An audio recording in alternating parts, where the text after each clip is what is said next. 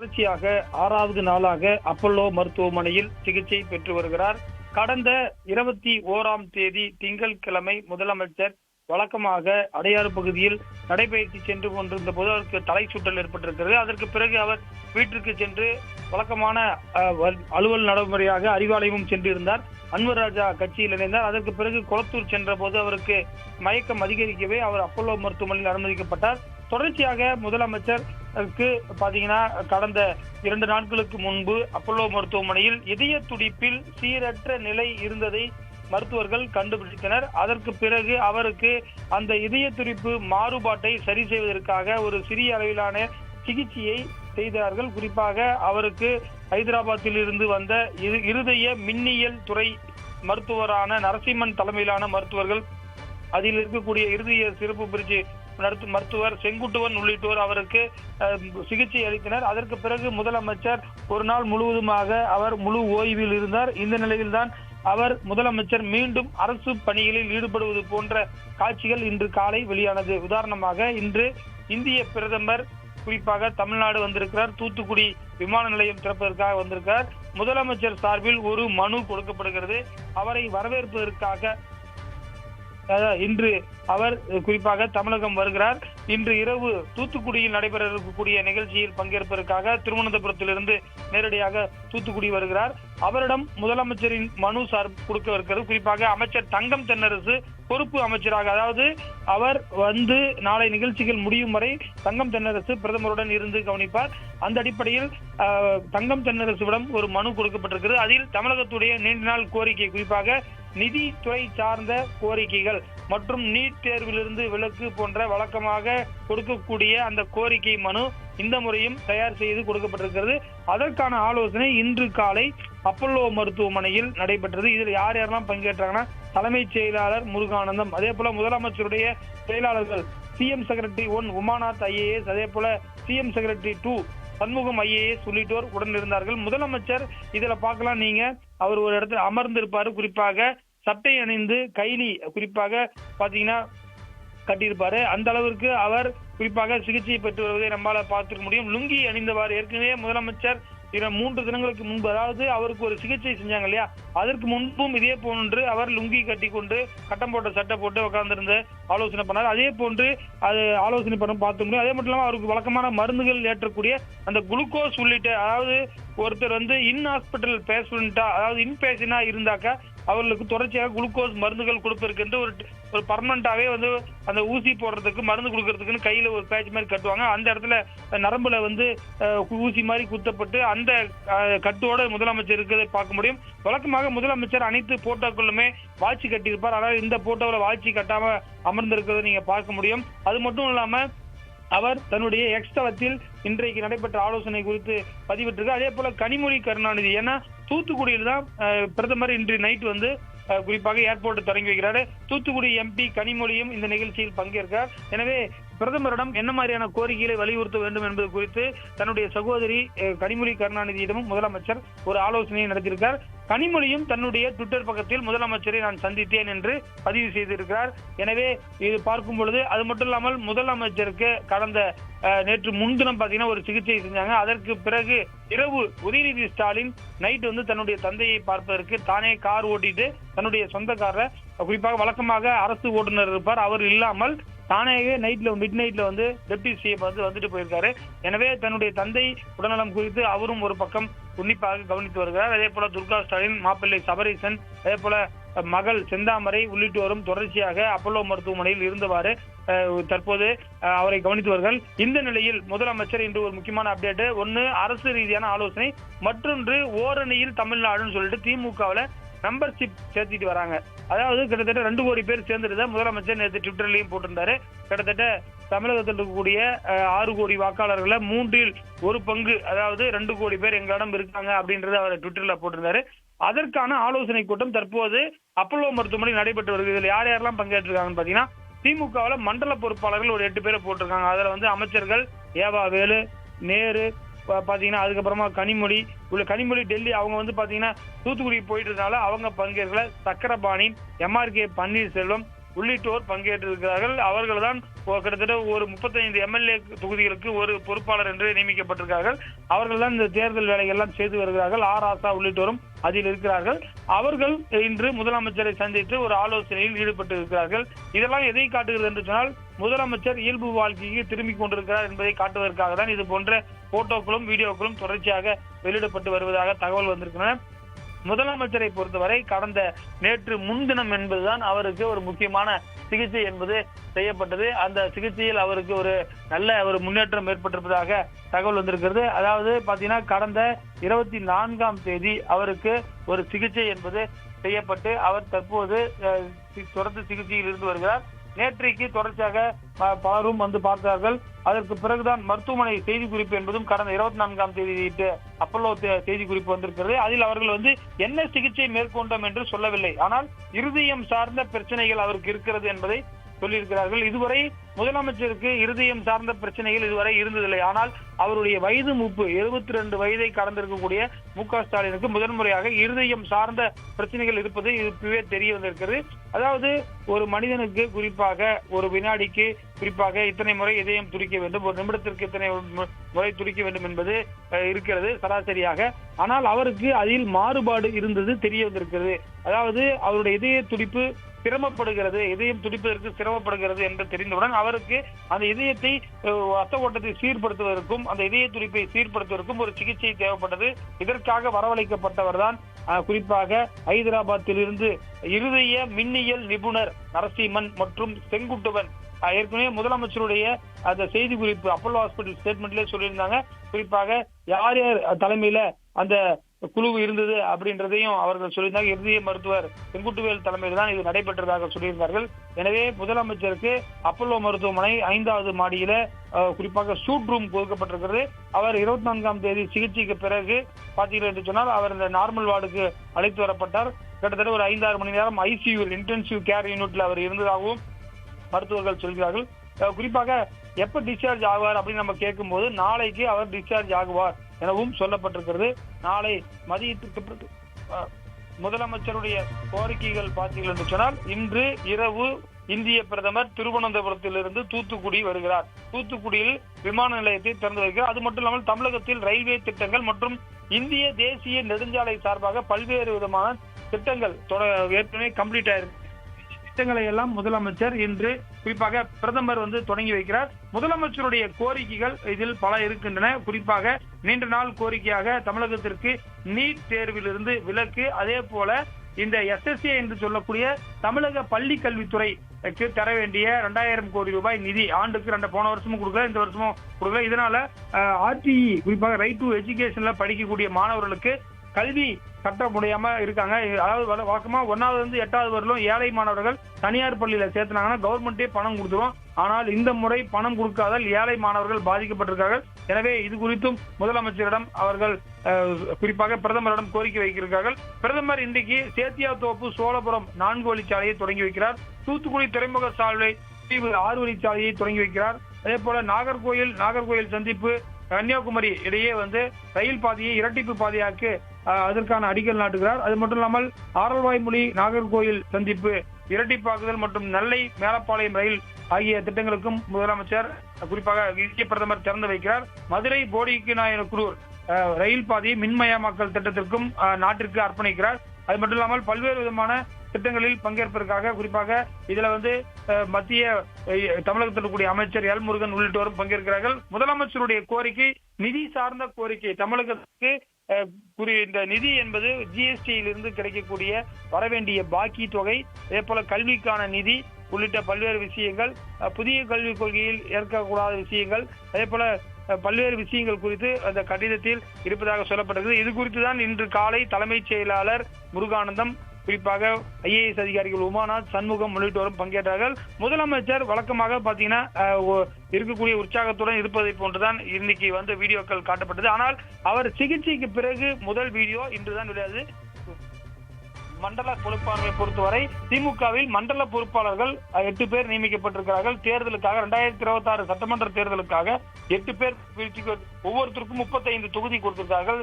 EV Velu, KN Nehru, ராசா, கனிமொழி, அதே போல MRK Panneerselvam, Chakrapani இந்த முக்கியமான துறைகளை வைத்திருக்கக்கூடிய அமைச்சர்களுக்கு கொடுத்திருக்கார். கனிமொழி குறிப்பாக தூத்துக்குடி சென்று விட்டதால் அவர் பங்கேற்கவில்லை. தற்போது அப்பல்லோ மருத்துவமனையில் இந்த ஆலோசனை கூட்டம் என்பது நடைபெற்று வருகிறது. இந்த ஆலோசனைக்கு பிறகு ஒரு செய்தி குறிப்பும் அவர்களோடு முதலமைச்சர் அமர்ந்திருந்தது போன்ற ஒரு வீடியோவும் ஒரு போட்டோவும் இன்னும் சிறிது நேரத்தில் முதலமைச்சருடைய சமூக தளங்களில் வெளியாகும் என எதிர்பார்க்கப்படுகிறது. முதலமைச்சருக்கு இருதய சிகிச்சை, குறிப்பாக இருதய துடிப்பில் ஏற்பட்ட மாறுபாடு சரி செய்யப்பட்டு தற்போது கோரிக்கை மனுவை பொறுத்தவரை நீண்ட காலமாக தமிழகத்திற்கு கிடைக்க வேண்டிய நிதி சார்ந்த கோரிக்கைகள், அதே போல குறிப்பாக இந்த கீழடி அகலாய்வு, ஏன்னா முதலமைச்சர் ஒரு முக்கியமான விஷயம், கீழடி அகலாய்வு மீண்டும் தமிழக அரசு வெளியிட்டு அதை திருத்தக்கூடாது. ஏற்கனவே அமர்நாத் ராமகிருஷ்ணன் வெளியிட்ட அறிக்கையை அப்படியே வெளியிட வேண்டும் என்று கோரிக்கை வைத்திருந்தார்கள். எனவே நாளைக்கு தொல்லியல் துறை சார்ந்த ஒரு நிகழ்ச்சியில் இந்திய பிரதமர் பங்கேற்க கங்கை கொண்ட சோழபுரத்தில் பங்கேற்பதால் அது இந்திய தொல்லியல் துறை கட்டுப்பாட்டில் வரக்கூடிய நிலையில் அந்த தொல்லியல் துறை சார்ந்த கோரிக்கை, நிதி சார்ந்த கோரிக்கை, தமிழகத்திற்கு தேவையான நிதியை தொடர்ந்து வழங்க வேண்டும். அதே போல GST வரி பாக்கியை கொடுக்க வேண்டும். கல்விக்கான நிதியை தமிழக பள்ளி கல்வித்துறைக்கு கிடைக்க வேண்டிய நிதி, அதே போல பார்த்துட்டு சொன்னால் இது போன்ற கோரிக்கைகளை முதலமைச்சர் வலியுறுத்துவார் என்று சொல்லப்படுகிறது.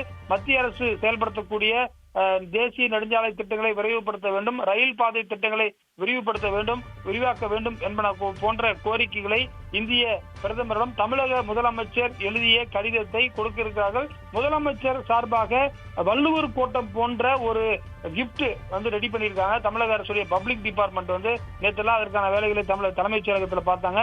வள்ளுவர் கோட்டத்தை போன்று அந்த மினியேச்சர் கிரியேட் பண்ணி அது முதலமைச்சருடைய பரிசாக, நினைவு பரிசாக தங்கம் தென்னரசு இந்திய பிரதமரிடம் நாளை கங்கை கொண்ட சோழபுரத்தில் நடக்கக்கூடிய நிகழ்ச்சியில் கொடுப்பார் எனவும் சொல்லப்படுகிறது. முதலமைச்சர் ஒவ்வொரு முறை பார்க்கும்போது நூல்களை கொடுப்பார். குறிப்பாக தமிழகத்தில் இருக்கக்கூடிய பாரம்பரிய நினைவு சின்னங்கள் குறித்த அந்த மினியேச்சர் பொம்மை மாதிரி இருக்கும், அதை கொடுப்பாரு. இந்த முறை தமிழகத்தில் வள்ளூர் கோட்டம் சீரமைக்கப்பட்டு திறக்கப்பட்டிருப்பதால் அதனுடைய நினைவாக வள்ளூர் கோட்டத்தில் இருக்கக்கூடிய அந்த தேர் மாறிய ஒரு மரக்கட்டையில செய்யப்பட்ட ஒரு மினியேச்சரையும் இந்திய பிரதமரிடம் முதலமைச்சர் சார்பாக தங்கம் தென்னரசு கொடுப்பார் எனவும் தமிழக அரசுடைய அதிகாரிகள் கொடுப்பார்கள் எனவும் சொல்லப்பட்டிருக்கிறது. நேற்றைக்கே தங்கம் தென்னரசு சென்னையில் பேட்டி கொடுத்தார். இந்திய பிரதமர் தமிழகத்திற்கு வருவது பெருமை, கங்கை கொண்ட சோழபுரத்தில் பங்கேற்பது பெருமை என்றும் ஒரு முக்கியமான ஒரு கருத்தை தெரிவித்திருந்த நிலையில் இந்த சந்திப்பு என்பது முக்கியத்துவமானது. வழக்கமாக தமிழக அரசு சார்பில் சில எதிர்ப்புகள் இருக்கும், ஆனால் இந்த முறை இந்திய பிரதமர் வருவதற்கு ஒரு மிகப்பெரிய ஒரு வரவேற்பை ஆளும் திமுக அரசு கொடுத்திருப்பதையும் நம்ம முக்கியமா இதுல பார்க்க வேண்டியதா இருக்கிறது. இதுதான் முதலமைச்சருடைய ஹெல்த் அப்டேட் கடந்த திங்கட்கிழமை முதல் சனிக்கிழமை வரை. இது மட்டும் இல்லாமல் முதலமைச்சருடைய உடல்நலம் குறித்து இந்திய பிரதமர் அலுவலகமும் உன்னிப்பாக கவனித்து வருகிறார்கள். ஏற்கனவே கடந்த 4 தினங்களுக்கு முன்பு, அதாவது கடந்த சனிக்கிழமையே இந்திய பிரதமரிடம் குறிப்பாக தமிழக முதலமைச்சர் திங்கட்கிழமை அட்மிட் ஆன உடனே, குறிப்பாக அன்றைக்கு அவருடைய நூல் வெளியீட்டு விழா இருந்தது. 21ஆம் தேதி துர்கா ஸ்டாலின் நூல் வெளியீட்டு விழாவின் போதே இந்திய பிரதமர் தமிழக முதலமைச்சரிடம் தொலைபேசியில் தொடர்பு கொண்டு உடல்நலம் குறித்து விசாரித்தார். ஏனென்று சொன்னால் மாநிலத்துடைய முதலமைச்சர் என்ற அடிப்படையில், நல்லெண்ண அடிப்படையிலும் இது போன்ற ஒரு நலம் விசாரிப்பு என்பது இருக்கிறது. ஏற்கனவே பாத்தீங்கன்னா கலைஞர் கருணாநிதி உடல்நலம் சரியில்லாத போது கோபாலபுரத்திற்கே நலம் விசாரித்தவர் தான் இந்திய பிரதமர் மோடி. எனவே இவர்களுக்குள் அரசியலுக்கு அப்பாற்பட்டு ஒரு நல்ல உறவு இருப்பதையும் நம்மால் பார்க்க முடிகிறது. கடந்த 21ஆம் தேதி திங்கட்கிழமை முதலமைச்சரை தொலைபேசியில் தொடர்பு கொண்டு இந்திய பிரதமர் உடல்நலம் விசாரித்தார் என்பதும் குறிப்பிடத்தக்கது. தொடர்ச்சியாக முதலமைச்சருக்கு 6வது நாளாக சிகிச்சை வழங்கப்பட்டு வருகிறது. நாளை முதலமைச்சர் டிஸ்சார்ஜ் ஆகுவார் என எதிர்பார்க்கப்படுகிறது. கனிமொழி கருணாநிதியை பொறுத்தவரை நேற்று குறிப்பாக பார்லிமெண்ட்ல இருந்தார். கடந்த திங்கட்கிழமையிலிருந்து பார்லிமெண்ட் தொடங்கி நடைபெற்று வருகிறது. தன்னுடைய சகோதரரும் கட்சியுடைய தலைவரும் நோய்வாய்ப்பட்டிருப்பதை அவருக்கு ஏற்கனவே டெல்லியில் இருந்து வரை அவ்வப்போது கேட்டு வந்தார். அவர் டெல்லியில் இருந்து பார்லிமெண்ட் முடிச்சுட்டு வந்தோடனே இன்றைக்கு முதல் வேளையாக தன்னுடைய சகோதரரை சந்தித்து, குறிப்பாக இன்று அப்பல்லோ மருத்துவமனையில் சந்தித்து பேசினார். அப்போது குறிப்பாக முதலமைச்சர் கனிமொழியிடம் பேசுவதை பார்க்க முடியும். ஆனால் மற்ற முதலமைச்சரை சந்திக்க வருபவர்கள் அனைவருமே முகக்கவசம் அணிந்து வர வேண்டும் என்று சொல்லப்பட்டிருக்கிறது. என்று சொன்னால் இன்ஃபெக்ஷன் எதுவும் முதலமைச்சருக்கு வந்துவிடக்கூடாது என்பதற்காக அனைத்து செயலாளர் IAS ஆபீசரும் மாஸ்க் போட்டிருப்பாங்க, கனிமொழியும் மாஸ்க் போட்டிருப்பதை நீங்க பார்க்க முடியும். எனவே தன்னுடைய சகோதரர் உடல்நலம் விசாரித்துவிட்டு இந்திய பிரதமர் இன்று அவருடைய தொகுதிக்கு வருகிறார். தூத்துக்குடி தான் கனிமொழியுடைய தொகுதி. அங்க வரும்போது என்ன மாதிரியான கோரிக்கைகளை கொடுக்க வேண்டும், இந்திய பிரதமரை எவ்வாறு வரவேற்க வேண்டும் என்பன போன்ற ஆலோசனைகளும் ஸ்டாலின் கொடுக்கிறார். ஸ்டாலின் பேசுவது போன்றும் அந்த வீடியோவில் நீங்கள் பார்க்க முடியும். குறிப்பாக கனிமொழியை சந்தித்த வீடியோவை முதலமைச்சர் தன்னுடைய எக்ஸ் தளத்தில் பேஸ்புக்கில் போட்டிருக்கிறார். அதே போல கனிமொழியும் தன்னுடைய ட்விட்டர் மற்றும் பேஸ்புக்கில் நான் இன்று முதலமைச்சரை சந்தித்தேன், அவர் நல்ல உடல்நலத்துடன் இருக்கிறார் என்பன போன்ற தகவல்களையும் தெரிவித்திருக்கிறார். இந்த முதலமைச்சருடன் சந்தித்துவிட்டு கனிமொழி தூத்துக்குடி சென்று பிரதமரை வரவேற்பதற்காக சென்று விட்டார். தற்போது மண்டல பொறுப்பாளர்கள் கனிமொழியை தவிர்த்து அனைவருமே பேசிக் கொண்டிருக்கிறார்கள். இன்னும் ஒரு சில முதலமைச்சர் டிஸ்சார்ஜ் ஆனாலும் வழக்கமான அவருடைய செயல்பாடுகள் இருக்காது, கொஞ்சம் குறைவாக தான் இருக்கும். விஷர்ஸ் பார்க்க மாட்டார் எனவும் சொல்லப்படுகிறது. ஏன்னா இன்ஃபெக்ஷன் வந்துடக்கூடாது எனவும் அவர் அந்த ரோட் ஷோ போன்ற விஷயங்களை இனிமேல் குறைத்துக் கொள்ள வேண்டும் எனவும் மருத்துவர்கள் சொல்லியிருக்கிறார்கள். எனவே முதலமைச்சர் ஆங்காங்கே பல்வேறு ஊர்களுக்கு சென்று இந்த சாலைகளில் தொண்டர்களை சந்திப்பது, கட்சி நிர்வாகிகளை சந்திப்பது, பொதுமக்களை சந்திக்கக்கூடிய ரோட் ஷோ நிகழ்ச்சிகள் இன்னும் ஒரு சில மாதத்திற்கு இருக்காது எனவும் திமுக வட்டாரங்கள் தெரிவிக்கின்றன. இதுதான் முதலமைச்சருடைய ஹெல்த் குறித்த அப்டேட்டாக இருக்கிறது.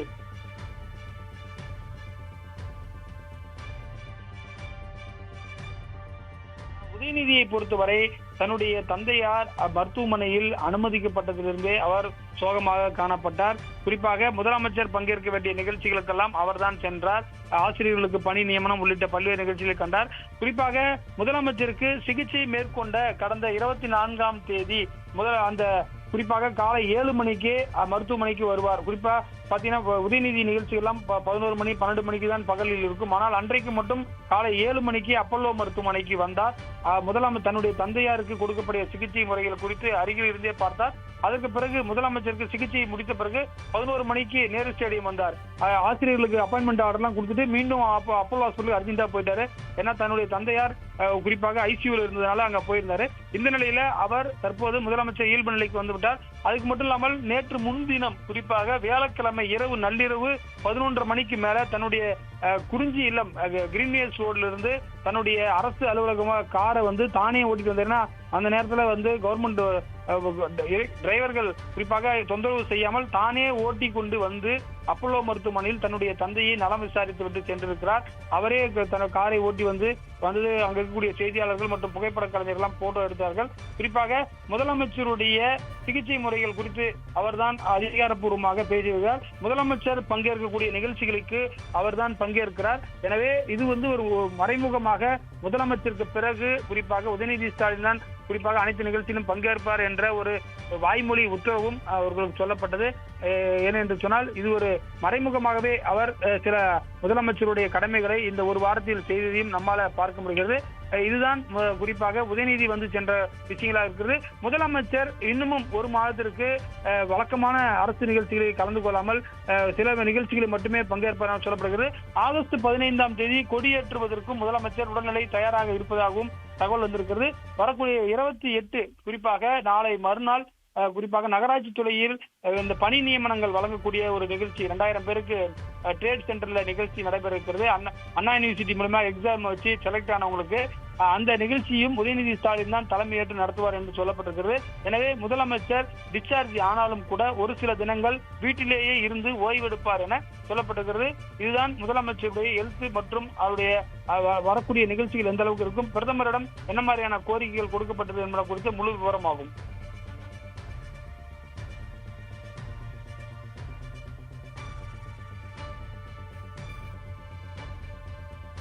நிச்சயமாக இந்திய பிரதமர் 2 தினங்கள், அதாவது இன்று இரவு மற்றும் நாளை முழுவதுமாக 26, 27 ஏற்கனவே பங்கேற்பார் என்று 15 நாட்களுக்கு முன்பு தமிழக அரசிடம் அதிகாரிகளிடம் தெரிவித்து விட்டார்கள். கங்கை கொண்ட சோழபுரம் மற்றும் தூத்துக்குடி விமான நிலையம் சிறப்பு குறித்த நிகழ்ச்சிகள்லாம் ஏற்கனவே முதலமைச்சர் அலுவலகத்துக்கு தரப்பட்டது. முதலமைச்சரும் பங்கேற்பார் என செய்திகள்லாம் ஒரு 15 நாளுக்கு முன்னாடியே இந்திய பிரதமரும் முதலமைச்சரும் ஒரே மேடையில் தோன்றுகிறார்கள் என்ற செய்தி வந்தது. ஆனால் எதிர்பாராத விதமாக முதலமைச்சருக்கு இது போன்ற ஒரு சிகிச்சை தேவைப்பட்டதால் அவர் ஒரு வாரமாக, அதாவது முதலமைச்சர் பாத்தீங்கன்னா கடந்த 20 வருஷத்துல ஒரு மருத்துவமனையில தங்கி ஒரு 6 நாள் ட்ரீட்மெண்ட் எடுத்து இதுதான் ஃபர்ஸ்ட் டைம். வழக்கமாக போவார், குறிப்பாக ராமச்சந்திரா மருத்துவமனை போவார், ஒரே நாளில் திரும்பி விடுவார், சில சோதனைகளை செய்துவிட்டு வந்து விடுவார். ஆனால் தொடர்ச்சியாக சென்னையில் ஒரு 6 நாள் தங்கி சிகிச்சை பெற்றது அவருடைய 40 வயதிற்கு மேல் இதுதான் முதல் முறை என்று அவருக்கு நெருக்கமானவர்கள் சொல்கிறார்கள். அந்த அளவிற்கு ஒரு நீண்ட ஒரு சிகிச்சை அவருக்கு தேவைப்பட்டிருக்கிறது.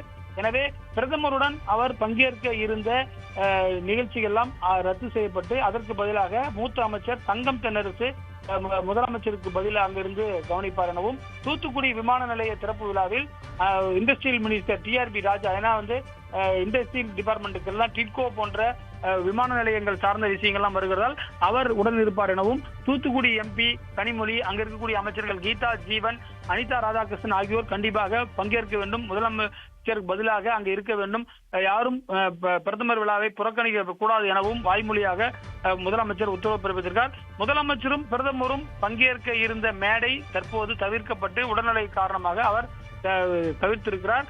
அது மட்டும் இல்லாமல் முதலமைச்சர் வரக்கூடிய திங்கட்கிழமை நடைபெற இருந்த அந்த வேலைவாய்ப்பு நியமனம் நகராட்சி துறையில் அதற்கான ஆணைகளை உதயநிதி ஸ்டாலின் தான் கொடுப்பார் எனவும் தமிழக அரசு தலைமைச் செயலக வட்டாரங்கள் தெரிவிக்கின்றன.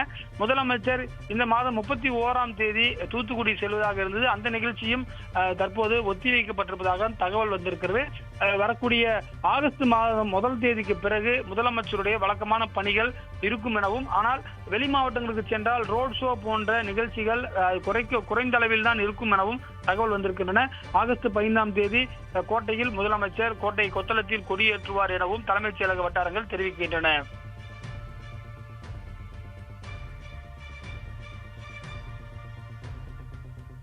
நிச்சயமாக பாத்தீங்கன்னா, வழக்கமாக முதலமைச்சருடைய நிகழ்ச்சிகள் அனைத்துமே துணை முதலமைச்சரிடம் சென்னையில் பொறுத்தவரை கொடுக்கப்பட்டது. ஆனால் தங்கம் தென்னரசு ஏன் போடப்பட்டிருக்கார் என்று சொன்னால், அவர் தமிழக அரசுடைய தொல்லியல் துறை அமைச்சராக இருக்கிறார். நாளை நடைக்கூடிய இடம் இந்திய தொல்லியல் துறை கண்காணிப்பில் இருக்கக்கூடிய கங்கை கொண்ட சோழபுரத்தில் குறிப்பாக நிகழ்ச்சிகள் நடைபெறுகிறது. குறிப்பாக தமிழக அரசு சார்பில் கடந்த 4 நாட்களுக்கு முன்பு 5 அமைச்சர்களை கொண்டு கங்கை கொண்ட சோழபுரத்தில் ஒரு நிகழ்ச்சியை தமிழக அரசு நடத்திவிட்டது. குறிப்பாக ராஜேந்திர சோழனுடைய 1000 ஆண்டு பிறந்தநாள் விழா ஆடி மாதம் திருவாதிரை நிகழ்ச்சி என்ற பெயரில் பங்கேற்றார்கள். இதில் 5 அமைச்சர்கள் சேகர் பாபு, சிவசங்கர், தங்கம் தென்னரசு, சேகர் பாபு உள்ளிட்ட 5 அமைச்சர்கள் அந்த மாவட்டத்தில் அருகில் இருக்கக்கூடியவர்கள். அதே போல சுற்றுலாத்துறை அமைச்சராக ராஜேந்திரன், ஏன்னா அது டூரிஸ்ட் பிளேஸ்ன்றதால அவரும் பங்கேற்றிருந்தார். எனவே இந்த நிகழ்ச்சி என்பது பிரதமர் வருவதற்கு முன்பாகவே விழா எடுக்க வேண்டும் என்பது தமிழக அரசு மறைமுகமாக திட்டமிட்டு அந்த நிகழ்ச்சியை முடித்து விட்டார்கள். ஆனால் உதயநிதி ஸ்டாலின் ஏன் செல்லவில்லை என்ற ஒரு கேள்வியை எழுப்பும் போது, அவர் சென்னையில் இருந்து முதலமைச்சருடைய உடல்நலம் குறித்து தெரிந்து கொள்ள வேண்டும் என்பதற்காகவும், சென்னையில் நடைபெறக்கூடிய கட்சி நிகழ்ச்சிகள் மற்றும் முதலமைச்சருடைய அப்பாயின்மெண்ட்ஸ் அவருக்கு ஏற்கனவே அவர் பார்க்க வேண்டிய பல விஷயங்களை பார்க்க இருப்பதால் அவர் பிரதமரை சந்திக்க செல்லவில்லை எனவும் தெரிகிறது. அதற்கு பதிலாக தான் டிஆர்பி ராஜா, தமிழக தொழில்துறை அமைச்சர், அவர்களிடம் கட்டுப்பாட்டில் தான் தமிழகத்தில் கூடிய விமான நிலையங்கள் விரிவாக்கம், நிலம் கையகப்படுத்துதல் போன்ற டிட்கோ என்று சொல்லக்கூடிய நிறுவனம் இருக்கிறது. எனவே அவர் இன்று தூத்துக்குடி சென்றடைந்து விட்டார். நேற்றே திருநெல்வேலியில நிகழ்ச்சியில் பங்கேற்றுவிட்டு இன்று அவர் தூத்துக்குடி சென்றுவிட்டு பிரதமரை வரவேற்கக்கூடிய தமிழக அரசின் குழுவில் அவரும் இருக்கிறார். தமிழக கவர்னர் RN ரவியும் ஏற்கனவே தூத்துக்குடி சென்றடைந்து விட்டார். கனிமொழி, டிஆர்பி ராஜா உள்ளிட்ட திமுகவை சேர்ந்தவர்களும் இந்திய பிரதமரை தூத்துக்குடி விமான நிலையத்தில் வரவேற்பார்கள் என்று சொல்லப்படுகிறது. இருந்தாலும் அதனை தொடர்ச்சியாக நாளை அவர் கங்கை கொண்ட சோழபுரத்தில் நடக்கக்கூடிய நிகழ்ச்சியின் போது தமிழகத்தினுடைய நிதி மற்றும் காலநிலை மாற்றத்துறை மற்றும் தொல்லியல் துறை அமைச்சராக இருக்கக்கூடிய தங்கம் தென்னரசு இந்திய பிரதமருடன் அருகில் அமர்ந்து தமிழக முதலமைச்சருடைய கோரிக்கையில் அடங்கிய மனுவை கொடுப்பதோடு மட்டுமல்லாமல் தமிழக முதலமைச்சர் சார்பாக ஒரு நினைவு பரிசையும் கொடுக்க இருக்கிறார் என்ற தகவல் புதிய தலைமுறைக்கு பிரத்யேகமாக கிடைத்திருக்கிறது. இதுதான் இந்த நிகழ்ச்சியை பொறுத்தவரை இருக்கிறது. அதாவது சென்னையில் இருந்து தன்னுடைய தந்தையுடைய உடல்நலம் குறித்து கேட்க அறிய வேண்டும் என்பதால் தான் துணை முதலமைச்சர் பிரதமர் வரவேற்க செல்லவில்லை எனவும், அவர் சென்னையில் இருந்தவாறே முதலமைச்சருடைய மற்ற பணிகளை கவனிப்பார் எனவும் தலைமைச் செயலக வட்டாரங்கள் தெரிவிக்கின்றன.